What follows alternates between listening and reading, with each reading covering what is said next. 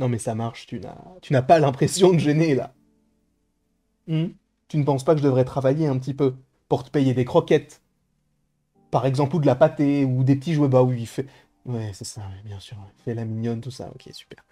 Très content de vous retrouver aujourd'hui pour une petite vidéo en lien avec un film qui, justement, peut être en lien avec cette petite bouille. C'est Mufasa, le roi lion. On va parler du coup de ce projet réalisé par Barry Jenkins, à qui nous devons notamment le film Moonlight. J'avais eu l'occasion de voir notamment les 40 premières minutes du film, on en a parlé, et je n'étais pas tant touché, notamment par rapport au fait que les live action, bon, ce n'est pas forcément ma tasse de thé, je ne vois pas forcément l'intérêt, sauf qu'ici, j'y vois un intérêt. Parce qu'au-delà de raconter un petit peu une histoire annexe à l'histoire du Roi Lion de 2019 et surtout des années 90, eh bien c'est un spin-off ou une sorte de préquel sur l'histoire de Mufasa qui vient mêler un peu les temporalités. Et à l'époque, j'avais dit que je trouvais ça intéressant, parce que c'est une histoire qu'on n'a pas vraiment vue, qu'on n'a pas vraiment évoquée. Et là, il y a une plus-value. S'il m'avait fait un énième Roi Lion, encore une fois en live action, qui n'est pas vraiment du live action, et ça on va y revenir, ça m'aurait saoulé. Vraiment, déjà celui de 2019, je ne suis pas forcément son plus grand fan, je ne vois pas l'intérêt en fait de faire ce film-là, en tout cas pour nous, spectateurs. Évidemment, pour les studios, il y a un intérêt qui est assez important, c'est la rentabilité qui est derrière. Le film a fait le milliard, voilà, il faut quand même retenir ça parce que c'est très très important pour eux. On va parler de ce film donc Mufasa, qui était vraiment une belle surprise. Encore une fois, vraiment. Je vais pas vous mentir, je vais tout vous dire. J'ai vu un leak en fait. J'ai vu un leak, je crois que ça venait de My Time to Shine. Je me suis dit en vrai, je m'en moque d'être spoil par ce film-là. Donc, enfin, en tout cas de ce film-là. Donc, vas-y, c'est quoi, je vais lire ce qu'il a ou ce qu'elle a écrit. Et quand j'ai lu, je me suis dit, c'est pas ouf. Mais quand j'ai vu ce que j'ai lu, du coup, là, c'était vraiment, vraiment, vraiment très, très bon. Et de toute manière, je ne me serais pas arrêté au leak puisque j'aurais quand même mis aïe aïe, tu me griffes le dos. Je me suis permis de faire une petite pause parce que je ne me voyais pas continuer la vidéo avec des griffes plantées dans ma colonne vertébrale. En tout cas, oui, je ne me serais pas arrêté au leak. Pour moi, il y avait vraiment un intérêt parce que j'avais déjà été, non pas subjugué, mais j'étais un petit peu intrigué et intéressé par les 40 premières minutes. Non pas que ce soit grandiose, bien au contraire, c'était sympa sans plus. Mais je trouve que sur 2 heures de film, ça fonctionne bien. Après, tout n'est pas parfait. Sachez qu'on est dans une critique spoil, donc si vous ne voulez rien savoir, quittez la vidéo dès maintenant. Moi, ce que j'aime bien, c'est le lore autour de Mufasa. Et limite, ce film aurait pu s'appeler Scar. Et j'aurais même préféré. Parce que je trouve que Mufasa, il est intéressant, mais il est trop lisse. Il est trop simple. Ça me fait un peu penser à Shang-Chi. Dans Shang-Chi, j'ai préféré Chialing. J'ai préféré Kathy plutôt que Shang-Chi. Notamment sur le 3e acte. Je trouvais qu'il y avait peut-être un manquement. Là, pour le coup, c'est un peu la même chose. Et Mufasa est intéressant au début, et après, une fois qu'il est adulte, bah, je m'intéresse beaucoup plus à Taka. Donc ça déjà c'est un premier point entre guillemets négatif. Après, l'apport de Rafiki, l'apport de Zazu notamment, ce sont des choses qui viennent un petit peu nourrir l'univers de Mufasa qui sont extrêmement intéressantes, notamment par rapport à son développement. Moi je trouve que ça fonctionne très bien et c'est assez intéressant. Taka pour moi est vraiment le meilleur personnage parce que celui qui est le plus torturé. Je trouve que même les antagonistes ne sont pas forcément très imposants. Le début oui, le côté de on a ce gros lion blanc qui arrive et tu sens qu'il va vraiment vouloir en découdre.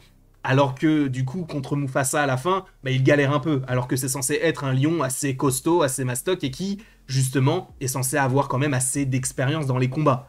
Et là, bon, il se fait un peu bouger, si j'ose dire. Donc évidemment qu'il y a des choses qui ne vont pas. Je trouve que l'antagonisme c'est trop léger. Heureusement qu'il y a Scar pour un petit peu relever tout ça parce que je trouve que c'est intéressant justement de se dire ok en fait aujourd'hui je comprends mieux le roi lion parce que on avait 2 lions, un qui était marron et noir et l'autre qui était un peu roux, donc ils étaient frères eux, mais du coup on comprend que bah ce sont des frères adoptifs d'une certaine manière et je trouve que ça fonctionne vraiment vraiment vraiment bien. Toutes les chansons ne sont pas parfaites, ça c'est clair et net, notamment le méchant qui dit bye bye, oh mon dieu, qu'est-ce que j'ai trouvé ça vraiment ridicule, mais sincèrement vraiment ridicule. Après Il y a des choses qui m'ont aussi sorti du film, et je ne sais pas si je suis le seul, mais les moments avec Timon et Pumba, mais arrêtez ça. Je vous en supplie, arrêtez ça.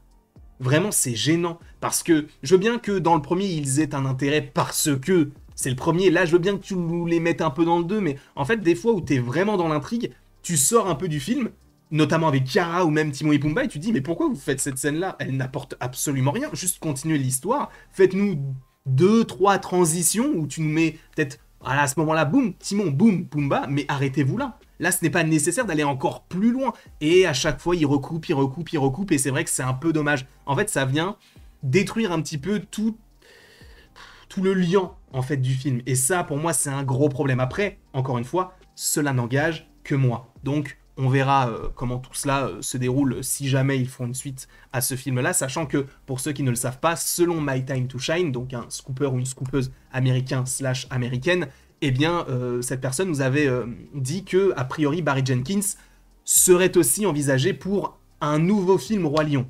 Et je pense que ce film-là, de toute manière, va amorcer un Roi Lion 2, puisque dans le film, on a Kiara, on va avoir Scar qui va se développer de son côté. En vrai, j'aimerais beaucoup que la suite de Mufasa soit un film sur Scar. De la manière dont il va avoir la relation avec les hyènes, la manière dont il va avoir, du coup, qu'il va rencontrer la lionne avec qui il aura Kovu. J'ai besoin d'avoir tout ça avant d'avoir un Roi Lion 2. Vraiment. Et je pense que ce serait la meilleure option pour eux, parce qu'après, le Roi Lion 2, en vrai, tu fais faire quoi? Même le Roi Lion 3, c'est juste le premier Roi Lion, mais je crois, du point de vue de Timon et Pumba. En vrai, c'est pas nécessaire. Vraiment, ce n'est pas nécessaire. Ou alors, peut-être qu'ils partiront encore plus loin et qu'ils continueront sur Kiara et Kovu, adultes, tout ça, et qu'ils retrouveront un antagoniste. Je ne sais pas. Mais en tout cas, c'est vrai que moi, j'aimerais bien que la suite de Mufasa soit un film Scar. Pourquoi pas? Ça pourrait être assez intéressant. En tout cas, pour moi, Scar est vraiment le meilleur personnage de ce film-là, à n'en pas douter. Voilà, encore une fois, mon avis par rapport à ça. Timon Pumba, j'en ai marre, même s'il fallait évidemment les remettre là, parce que ce sont des personnages qui sont très populaires. Oh, ils m'ont un peu saoulé. Notamment aussi sur le troisième tiers du film, le côté où on arrive à Milélé. Je me suis dit, mais en fait, ils arrivent ici, Milélé, tous les animaux qui y sont, ils se disent, ah, mais on le connaît pas, lui. Ben venez, on l'aide. Je trouve que ça allait un peu rapidement. Même les lionnes qui étaient avec l'antagoniste, je trouve que bah elles te disent oui, on va attaquer les lions, on va récupérer les lionnes et tout. Mais tu le vois pas vraiment. Je trouve que c'est trop léger. En fait, t'as l'impression que dans le troisième tiers, ils ont enlevé des scènes. Et ça, c'est dommage parce que ça aurait pu être des scènes qui étaient sur le papier intéressantes. Et je trouve que voilà, ça manquait un peu de lien aussi par rapport à ça. Donc pour moi, le premier tiers est vraiment bien écrit. Le deuxième, il y a un bon fonctionnement, notamment avec Rafiki. Le troisième est raté. Et pour toutes ces raisons, si je devais donner une note, je donnerais la note de, allez, 15. Et encore, je suis gentil. Sachant que pour le premier Roi Lion, je mets 10, parce que les live-action qui ne servent à rien comme le premier Roi Lion, ce n'est pas pour moi. Là, il y a cet aspect nouveauté, il y a cet aspect de « Ah, mais je comprends pourquoi lui, il est contre lui et lui, il est avec lui. » Ça, j'aimais bien. Mais après, dans sa globalité, le film, on va dire, est mid. Donc 15 déjà, je trouve que c'est une très bonne note, j'aurais pu mettre 13. Hein. Mais 15, pour moi, ça, sachant que j'ai pas passé un mauvais moment, bien au contraire, pour moi, c'est une bonne note. Je ne sais pas ce que vous en avez pensé, n'hésitez pas à me le dire dans les commentaires, n'hésitez pas non plus à aimer, à partager et à vous abonner si ce n'est pas déjà le cas. Et après tout ceci, il ne me reste plus qu'à vous dire à la prochaine pour la prochaine. Et encore une fois, merci beaucoup à vous d'avoir été présents. On se retrouve d'ici quelques temps pour de nouvelles aventures, parce qu'il y a aussi Creature Commandos, mais peut-être qu'on en a déjà parlé de Creature Commandos, donc on verra, mais bref, j'avais envie de vous parler de Mufasa aujourd'hui, parce que c'était une mini surprise.